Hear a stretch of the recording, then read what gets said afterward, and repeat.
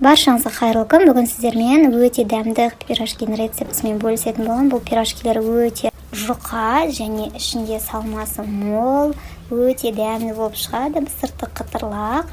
Байқасаңыздар, видеода көрсеттім.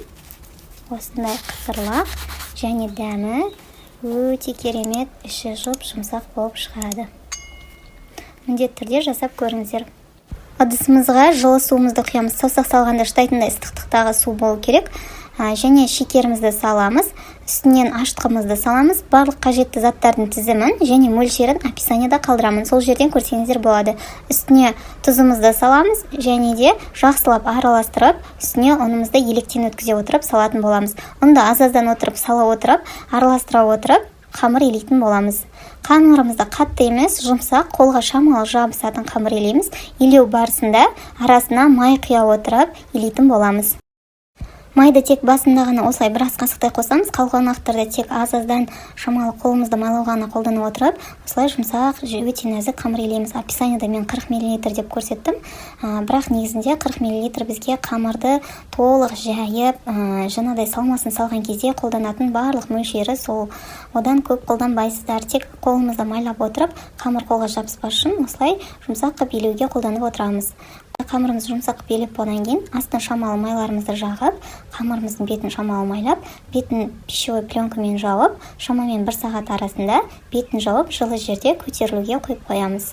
1 сағат шамасында біздің қамырымыз дайын болып тұрады. Мен салмасына картоптар салатын боламын. Қалауынша капустамды салуға болады. Осылай картоптарымызды бөлшектерге бөліп, ыдысымызға салып, үстінен суымызды құйып, 20 минут шамасында жұмсарғанша пісіріп алатын боламыз. Осылай пісіп шыққаннан кейін үстінен тұзымызды салып, шамалы езіңкіреп, үстінен қарабұршымызды саламыз, содан кейін жақсылап езіп алатын боламыз. Енді алдын ала жуып дайындалған аскөктерімізді майдалап турап алып салатын боламыз. Аскөк міндетті емес, қалауыңызша пиязды қуырып қоссаңыз да болады, немесе мүлдем қоспай жай ғана картоптың өзімен істесеңіз болады. Осылай картоптарымызды суытып алғаннан кейін үстінен майдалап туралған аскөктерімізді салып, барлығын жақсылап араластырамыз. Осы уақыт арасында біздің қамырымыз да көтеріліп, дайын болып тұрды. Енді қамырымызды түсіретін жерді жақсылап майлап аламыз. Және де қамырымызды сол жерге түсіріп, 2 бөлшекке бөліп, кейін тағы әр бөлшекті 7 бөлшектен 14 бөлшекке бөлеміз. Сонда бізде 14 пирожки шығатын болады.